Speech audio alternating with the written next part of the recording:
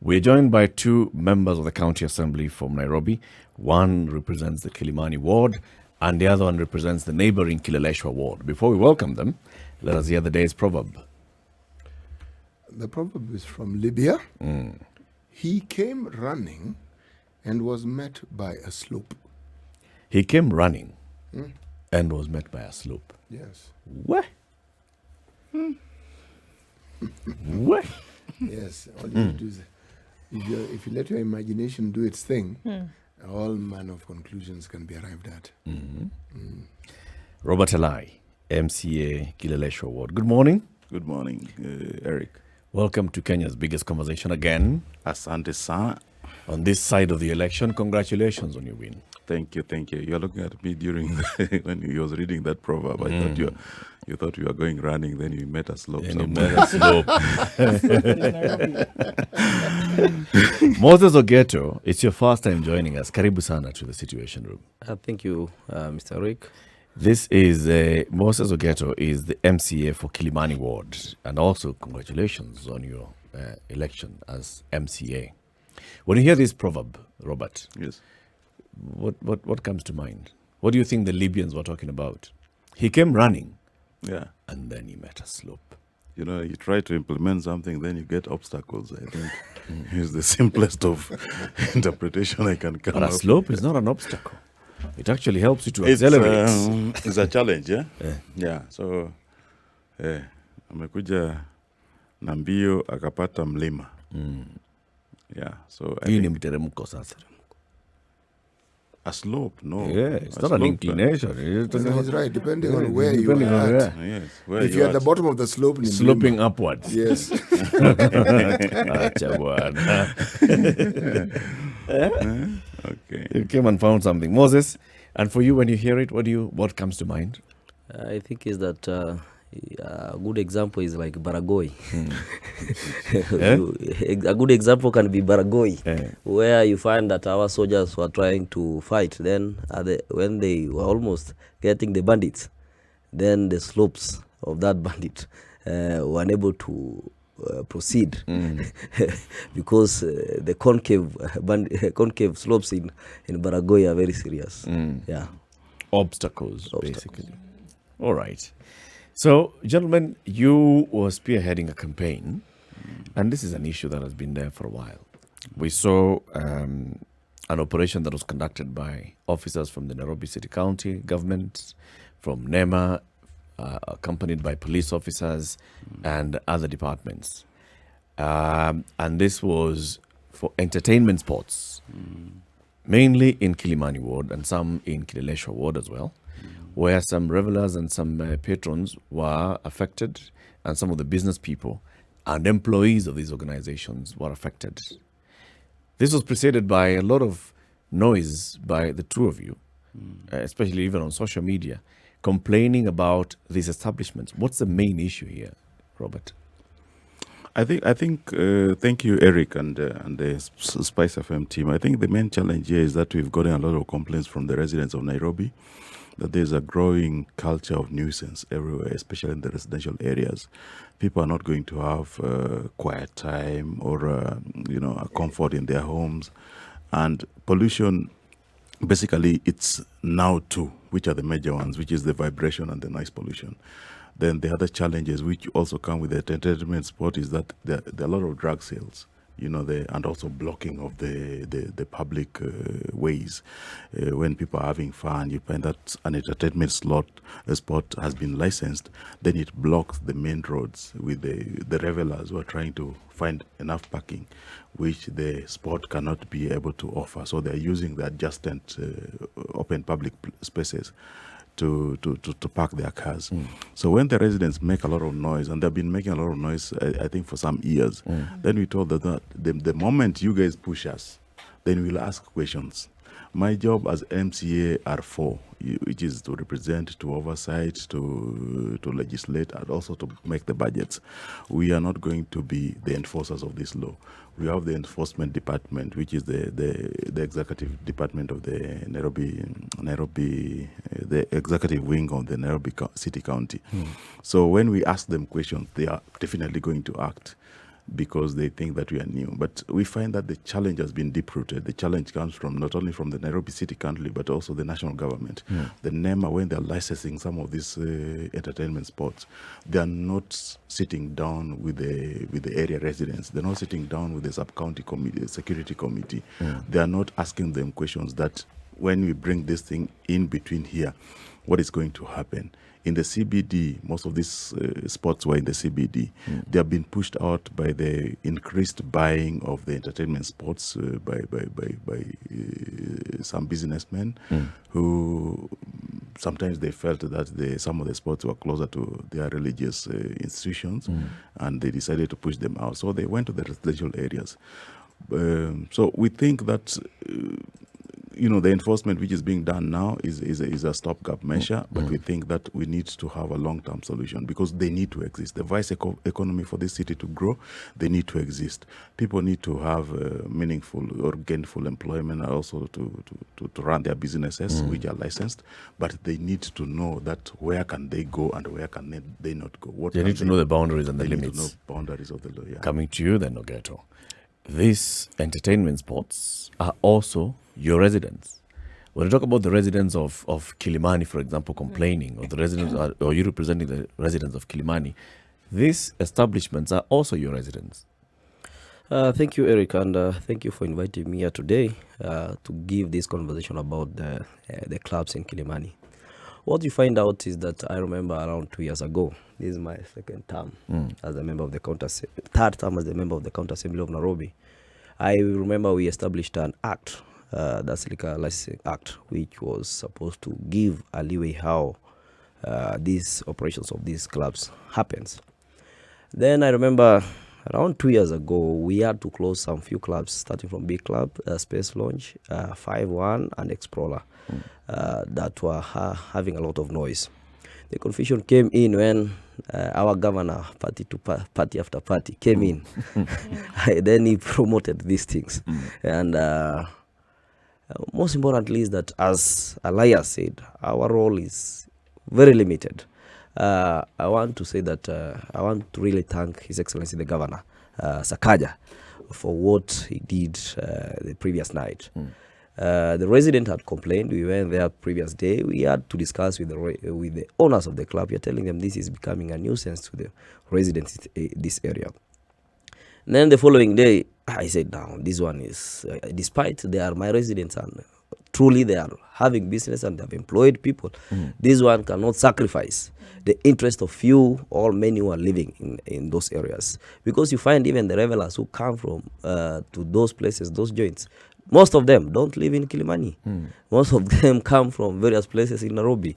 And they want to have a conducive environment as far as from Karen, where you find that most places have been controlled. I had to talk with the governor and he had to move in with speed because the implementation part of it, we have to, in a county government, you have the county assembly and the executive. And executive has the main role of doing this. As Alai said, what is really making all this to happen is because of corruption. I may name few of the officers. If you find that the chairman of liquor license is called Frank, he's the chairman of liquor license and he owns more than 4 joints within Kilimani.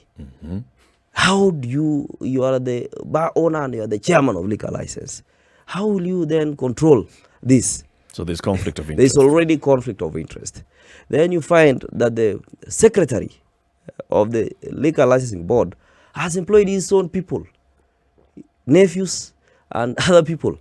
You find that there is a committee called Liquor License Board, like in the Great North we have that committee. It has never sat because the CEO of that liquor licensing board has employed his cronies.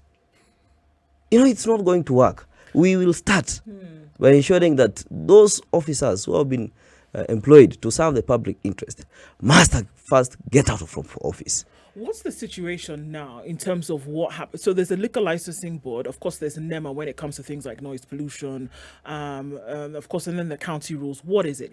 Can you have such an establishment in a residential area? I'm assuming yes, because you're granted the license. But then again, what's the situation? Because the truth of the matter is that whether it is in Kileleshwa, whether it is in Kilimani, whether it is in any other residential area in the country, the patrons of these establishments are not carted in from another area. CD, They live here. They live in Kilimani. CD, Some of them live in Kilimani. Some of them live in Kileleshwa. They are patronizing these places. So who's doing the complaining about the noise pollution, about all these other things? CD, I want to bring you to attention that there's an act which was established in 2014, which has 17 liquor licenses officers in Nairobi, whole of Nairobi County, where you find the 17 constituency. Like, that's why I want to say, like, there's one from Kibera, there's one from the Great North, there's one from Kasarani. That unit includes the OCS, is a member of that committee. That unit includes the DC, is a member of that committee. There is a resident who is in that committee. What you find is that, like now the Liquor Licensing Board, which was established in the Great North, didn't capture the interest of the residents of Kilimani and Kileleshwa. Just their digress. Okay. Why? The reason is you find these appointments are politically skewed, which during implementation of this exercise, like I want to say that in the previous government, because I've served the previous government, and I believe that the governor this time, Honorable Sakaja, will ensure that there will be full representation of the residents. All the there's a good organization called Kilimani Project Foundation, which has really spearheaded the closure, and they have even gone to court and got orders to shut up some clubs. If the representation of the people, like such organization, the Association of Residents, then this menace will start ending. What is stipulated in law when somebody wants to set up a business such as this one? What is the process? Whom do they apply to? At what point do they meet with the licensing committee, the board, the committee? At what point are the residents supposed to get involved? You know, there is an act of public participation. From the beginning, there is something called change of use. You change from a residential area to a commercial area. The residents must be involved. You find these crooks, they don't advertise. They don't Which crooks exactly are we talking about? The developers. Okay. Yeah, the developers, to be precise, of these business entertainment joints. What they do a news advert in our dailies. Then they say they want to do a fine dining, whatever, like the club which was closed the other day. But whatever they do is different from what they got for change of use. So you find these developers of these clubs, they say the first stage of involvement of the residents is during public participation, change of use. Okay. So that it gives you an authority to have that environment to occupy a business permit.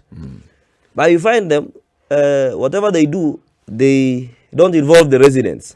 They are supposed to do an advert and put an advert in the all dailies, then play something on And allow the residents to participate. All right.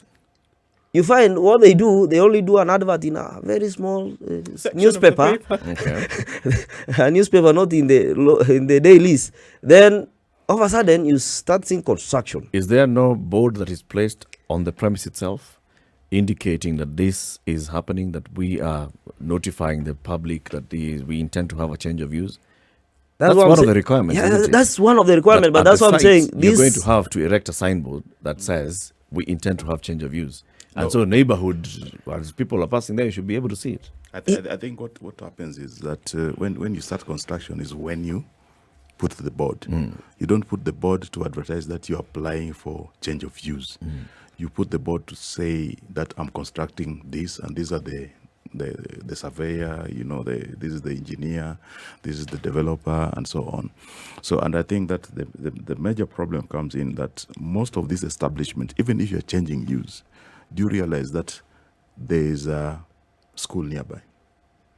There is a playground nearby, which you are not supposed to be close to. Yeah? Kileleshwa is 3 kilometers by 3 kilometers. It's 9 square kilometers. You have close to 27 to 30 bars in that area. We have not counted the wines and spirits. Why do you need so many in a 3 kilometers by 3 kilometers? Demand and supply, Robert. You're basically, and why is it? Because, the challenge in Kileleshwa is not the same as the challenge in Kibra. Because the Kibra, the noise pollution is coming from churches. In the low-income residential areas, you find that the noise pollution is different from what you're having in the mid-income areas. So this is where we need to find a balance. That, like in our suggestion, we say that we'll talk to the governor that these things need to exist, but can we set up entertainment districts?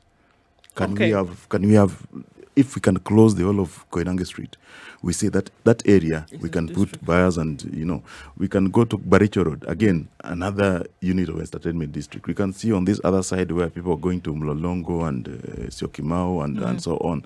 We set up one area, entertainment district. In Westlands, that area of Havana and so on, we have an entertainment district there, so that they don't come to your residential area. You buy a 30 million shillings house, but you can't live in it. You can't live in it. These properties which you buy now loses value because nobody wants to rent an area where samaki or the bar next door or the kettle house is making a lot of noise for them. And the big challenge now is coming that everybody seeing an open space is not setting up a car bazaar. Everybody seeing an open space is setting up what is called the skeleton malls.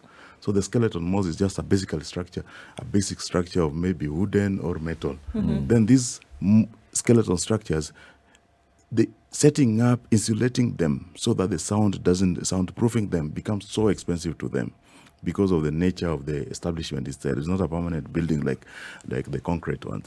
So what they do is that they say that we'll have an open restaurant or open drinking place, and now the noise cannot be properly controlled coming from inside there. You find, a place like Kiza, it's very easy to tell them that, can you soundproof? And they implement the soundproofing. How are you going to tell Kettle House to soundproof? It's almost impossible for them to soundproof because they are skeleton structure for them there. And also when you're given licenses, you are told that you can only allow your clients to park within the premises. You cannot have your clients park by the roadside.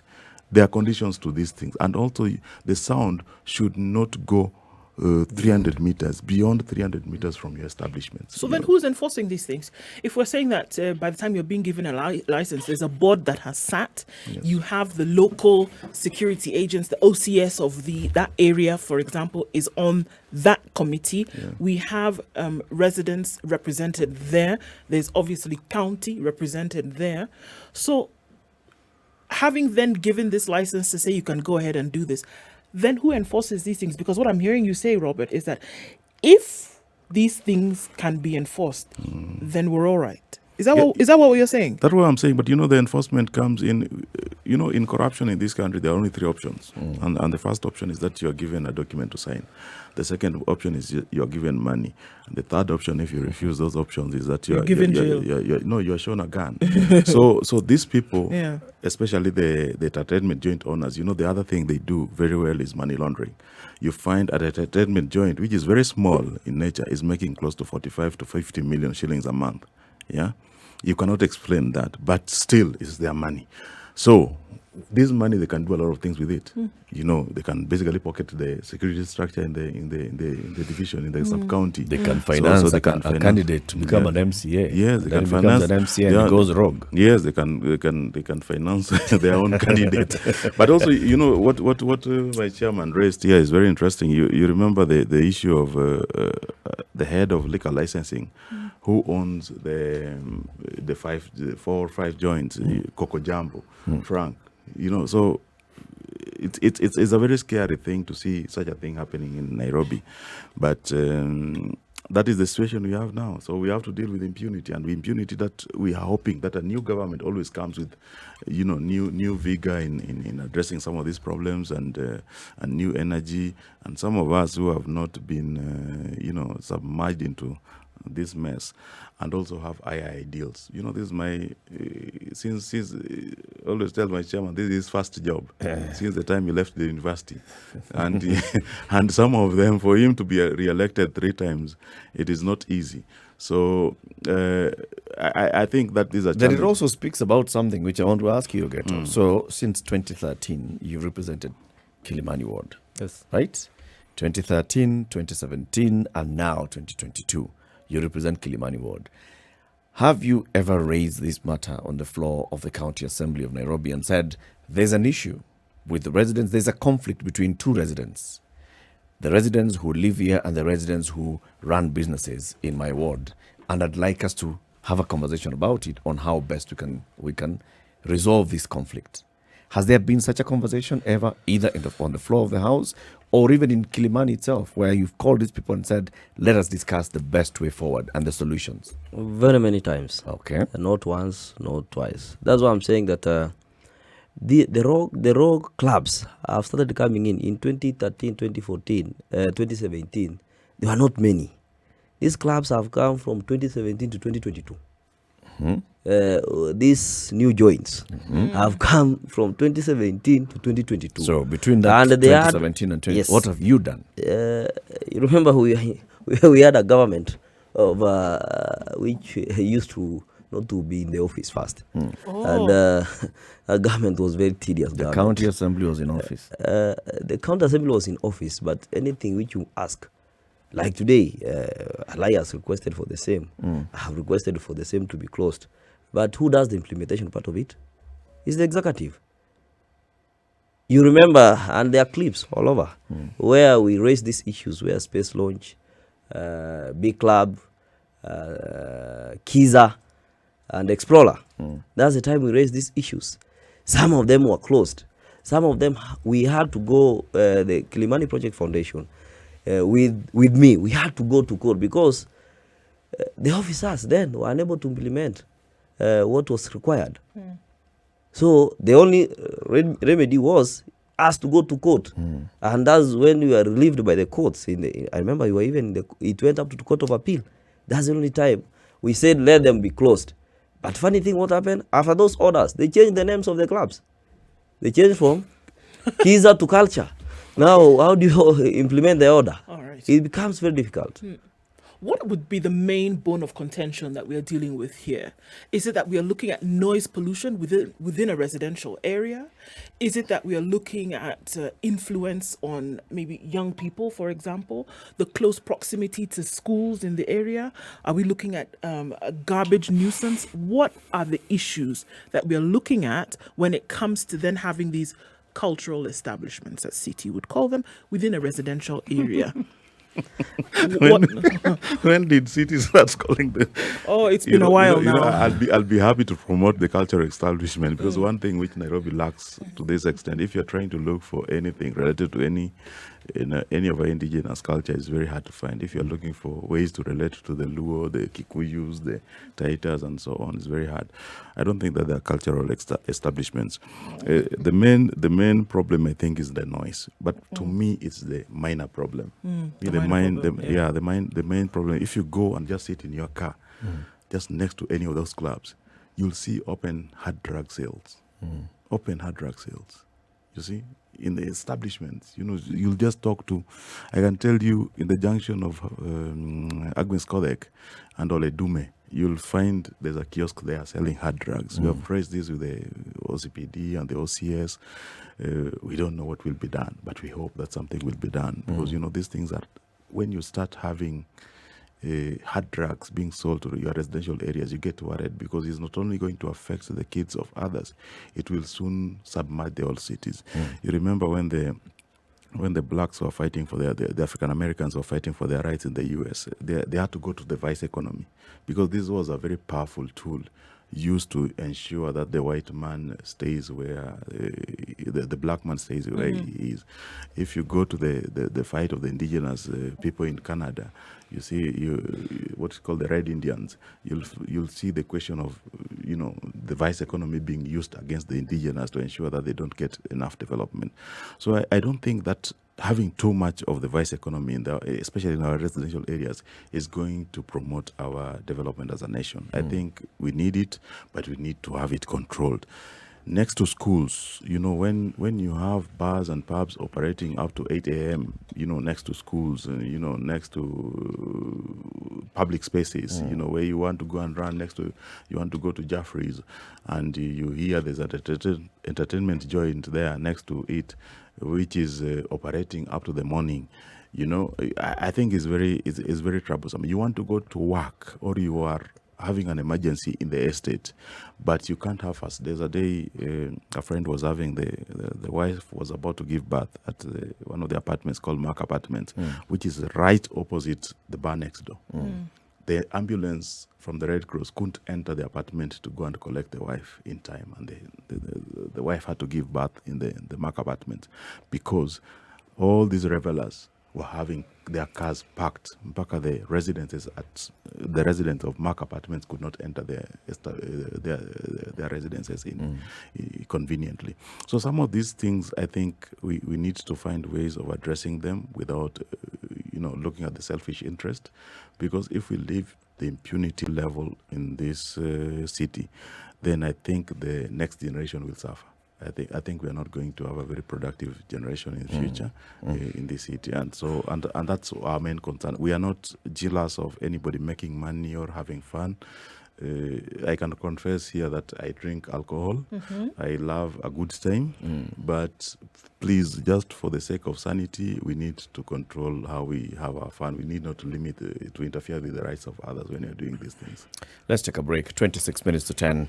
The two members of the County Assembly of Nairobi who are here with us in the studio this morning are Robert Alai from Kileleshwa Ward and Moses Ogeto, the MCA Kilimani Ward. We are talking about that nuisance that they've been complaining about in those two neighborhoods, particularly with regards to... This is the Situation Room, the only way to start your day. To that conversation. And, we're talking about enforcement. And then there's the other bit of the conversation about engagement. Have you or are you planning to have conversations with these business people who are bringing business to Kilimani Kileleshwa? They are paying the city county for the licenses and all. They are employing people. Some of them are your voters and residents of Kilimani Kileleshwa. Some may not be. But there's a lot of vibrancy in business that's happening. And yet, of course, there are the neighbors who are complaining. Like now you've told us about your friend and the impact of having a bar, which then rolls over onto the roads. Have you planned meetings with these business people to move them towards a solution? I think, with the help of the chairman, they can tell you for a fact that we've asked for meetings with these people. Even during the campaigns, they were sensing that because I was very, I was very strict on bars and establishment when I was the chairman of Nyayo Embakasi. I think they sensed that we might be heard. So they were my biggest distractors. But I told them that I'm willing to meet them, to explain to them what I will not compromise on and what we will compromise on, and how I can support their businesses, to help them to abide by the rules and regulations. And also to realize that, when you're having too much fun, and also going against the rights and freedoms of others, it will not last long. Because even if you remove Alai from the picture today, somebody else will have to fight this. Because if most of the people, the residents, are not agreeing to what you are doing, then your business is not going to last long. So the best option, if you want to have a legacy as a businessman, please, can you just abide by the rules? Just make sure that you don't inconvenience others. You operate within the laws, the limits of the laws and the regulations of the city, so that we don't have the back and forth. I am willing to meet them. We are willing with our friends in the assembly and also with governors under the leadership of Governor Sakaja. We are willing to meet them, to have this engagement, to tell them what we can do better for them. We believe that even now what they're focusing on as money making might not last long. There are better avenues, where you have fun, but also you make good money, but you still stick within the limits of the limit. Yes. So, what would be the better solution? What my thoughts are going to is how it is that the leadership within the MCA can ensure that the citizenry they represent understand what this public participation is all about, and how they themselves can empower the groups within the areas they live in to support what their MCAs do, so that even as this thing is coming up, that the residents themselves will come up and say, look, can we have a conversation with you before this thing moves further? Because if we don't have a conversation, it will cost you a lot more than you know. That awareness and the empowerment, as we like using the word, of the citizenry helps monitor these things and helps put them in check, because the MCA can't be in all these places at the same time, even if he wants to. No. But the people who actually live within that particular space are perhaps the best enforcers and the best units you can use to ensure that the law is abided by. Yeah. Yes. You see, if they are organized, even the police will have no choice but to do what needs to be done. The enforcement within the county also will have, again, no choice but to do what they need to do. Because if the MCAs simply do their bit and stops there and they don't have this support, the success that we're looking for will actually not work. No. So it's having stronger residents associations. Yes. Ogeto, you said you have been engaging with residents associations. Do you feel they're empowered enough? Thank you, Eric. What I've been engaging the residents with, it's very unfortunate.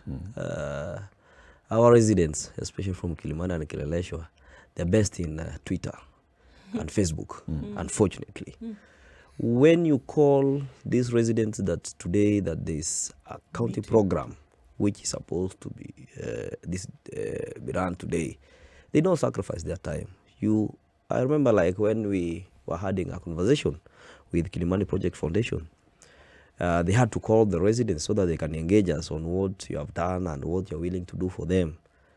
There were hardly 100 people who came to that function. And if you look, like Kilimani has 38,000 registered voters. So if 100 people come and want to engage you, and that is at the vetting stage. And that's the stage where you are asking me what I want to do for the next 5 years. During the CIDP projects, CIDP, IDP, these projects which are being run by the county, you find Eric, you are very busy. Maybe you are at the studio, maybe you are doing something else. You find them, the residents from Kilimani. You see, like the one which we started with Oyster, where I was. We started with only 3 residents. Then I told them, can we come, all of us, so that people don't say that it's me who don't want this club to be here. The people who live along Kirungu Demi Road, over 100 people, but how many people came? 20. And are these? That's the challenge, and that's why we are saying that I want to really concur with Cindy. City. Muga. Let's give Muga. an easy time here. Muga is easy. Initials are CT. That young lady over there is called Ndu. Yes. So Muga. Yes. Yes. You can call us both Muga. Yes. Yes. Because Please go on. Yes. yeah, the moment we start this conversation, like you see, if it was not Citizen TV which came on the side, today maybe we wouldn't have been here discussing about this. But now, Citizen Radio came, Citizen TV came and captured whatever arrests which were there. Now the residents are up. They're saying, yes, we have more joints which are disturbing us. In fact, I have more than even 100 messages. And with those joints, which are coming up and which are really disturbing the residents. Okay, so may I ask you? No, before you go on. You know, the other thing which I realized after all these engagements which were done during the weekend is that how disempowered we felt we were. A Supreme Court judge, you know, thanking us for trying to bring sanity. 2 Court of Appeal judges. You see? I say, Aki, these people are powerless. the way they are powerful. You can imagine. You can imagine. And also, but also I try to, we need to talk to the employers in this country because I think that they are not letting. We find Kileleshwa, which is a low density area, having a limit of 4 floors, having buildings of 20 floors. Yeah. Then they raise the complaints virtually, but they can't appear physically because of fear that their employers might act against them. So that was my question. That the people that should actually come out when it comes to this, thing that we talk about, public participation, are they the same ones that are then complaining on this social media that you talk about that is so vibrant? Are they the same ones complaining and saying, okay, well, we're complaining this is an issue, but then when it comes to say, let's have a face-to-face, let's talk about some of these issues, they don't come out? Are they the same people? Yes, face-to-face. If you organize for a meeting for Kilimani residents, all of them, face-to-face, you will hardly get 20 people. Then you do virtual. There's an issue here that we actually must address. Only 20. You see, if you said no one attended, then I would say we have an issue. Even if you told me only 2 people came, I would say there's progress. Let me explain why.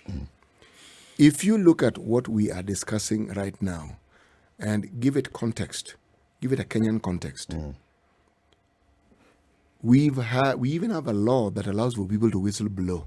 How does that one work? The optics are usually negative because you whistle blow, it is you who suffers.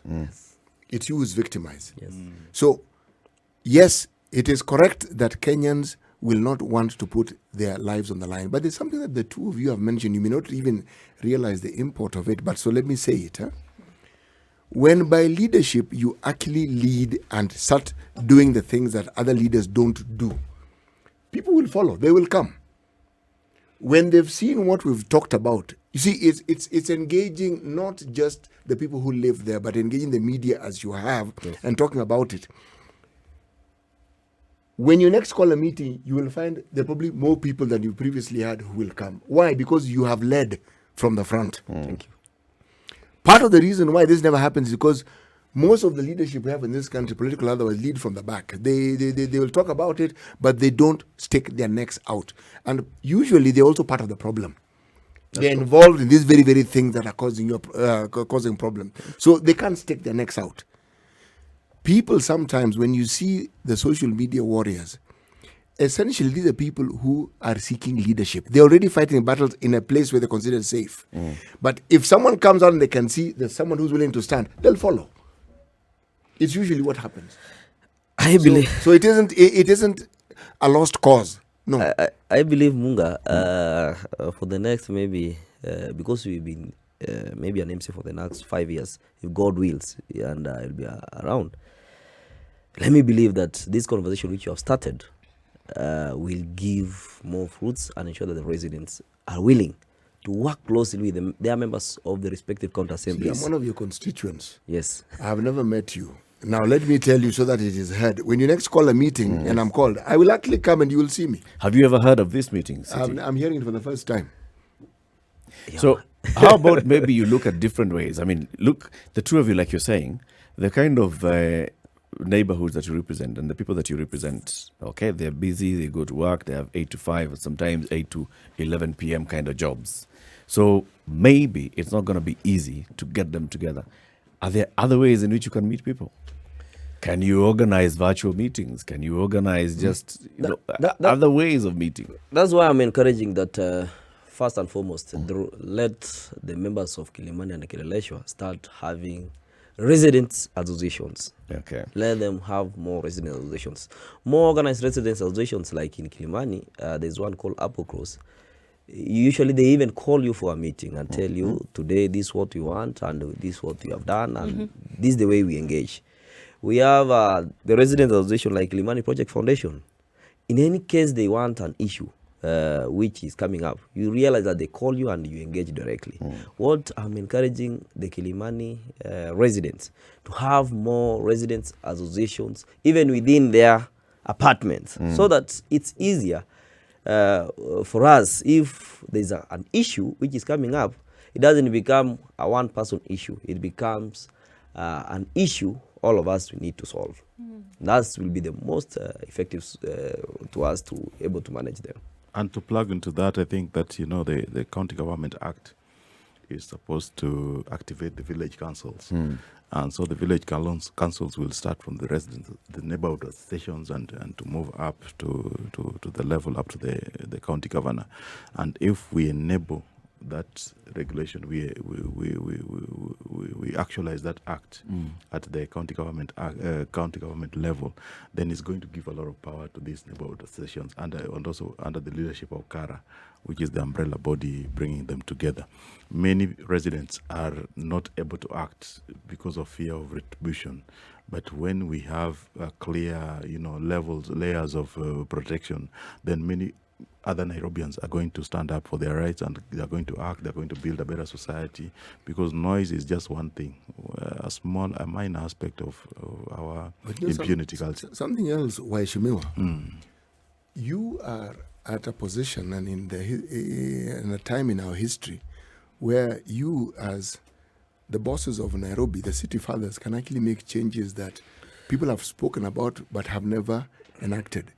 You see, our laws, the devolution, if you look at it, allows for municipalities, I'm using the word municipality deliberately, to be set within Nairobi. Okay? Because what the act and what the law stipulates is, if you're talking about the populations and everything that goes with it. Now, imagine if you people enforce what is already legislated, what already exists, so that what people refer to as boroughs, and I'm referring to as municipalities, are actually put in place and are actually empowered financially and are given the sort of status that they should have. It makes this amorphousness that we see in Nairobi stops being amorphous. So you will have existing units that can be managed politically, that can be managed administratively, and that have the financial might to do what they're supposed to do.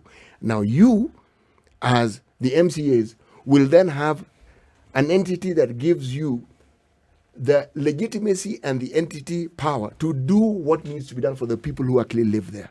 Now, many a time we talk about planning and we don't involve urban planners. These are people who can help you implement and ensure that these things actually get done. And you will actually change Nairobi completely. Yeah. So that when you talk of Nairobi, it's not just this big amorphous thing. When you talk about Kilimani, we know there's this office, there's this. You actually have the unit, and you will have a big say within that unit because you will represent it. When people talk about the MCAs having the power, they do. But the power to ensure that what already exists is actually enacted is within your purview. Is within the purview of the MCA. Yes. Thank you so Many of the questions that are coming in, I mean, there are those who are congratulating you on, the stand that you've taken and the push that you're driving. And then there are those others who look at you and they think, right, it's of course the beginning of a new term. Robert Alai is a new MCA. Ogeto has been there before, the beginning of a new term. What we are seeing now is what we've seen before. Just a shakedown. That you guys, what you're trying to do is you're trying to make sure that these establishments know you exist and know that they need you so that they exist. And so you are looking for a meeting, a conversation. This is a shakedown. You are looking, you are extorting them. Ili wakuje waongee na No, Eric. How do you assure the residents? I want to assure the residents, and with from my bottom of my heart, that we have raised these issues, and we are going to engage the governor to ensure that all what you are saying is fully implemented. Well, at which we are best in doing this. If you don't implement it, then again we shout at it. There's nowhere you will ever want to get a credit over. You shout today because you have been newly elected. Then after 2 months, about 3 months, there's nothing which is happening. It is going to be very unfortunate. And I have been in that county government. I know if you don't do things our way, then the best Things will change. Things. Have you ever been approached, Ogeto, by any business person and told, kuja tuongee? Very many times. And they offered you some money. Very many times. Where did you invest it? Very many times. You see, you realize the moment you start getting money from the business owners, then your integrity goes. Because you will not go back there and again shout or say whatever is happening. You engage these business owners, tell them, please, the residents are making noise. your club is having problems. Please, what we are requesting you, listen to the residents. And Of follow course, the, and follow from the law. there, they will want to offer you something. You tell them, no. Because if you get something, you not come there, you will not come You've been there. compromised. You will be compromised, and the following day you will not be there again to defend the residents. Alai, have you been approached? No, I've not been approached, but this is what happens in corruption in Kenya. Also, there's a lot of skepticism, and this one comes from the middle class most of the times. That when you try to implement something, then you are seeking money. But it makes us not want to act. Actually, even before before writing the letter to complain about these things, I thought of myself that if I do this thing, some of the residents are going to think that we're extorting money. But we want them to trust us, because this is the very basic level of our politics at the MCA level. I want to grow to be MP and maybe the governor. You have a future. I have a future in this. So I have that future to protect. And if I don't do it right, then it's going to affect the way people view me in the future. So I think that one is the reason why we have to stay on the straight and narrow. Thank you very much. Robert Alai, MCA Kileleshwa Ward, and Moses Ogeto, MCA Kilimani Ward, have been our guests today. Thank you also for tuning in to Kenya's biggest conversation today.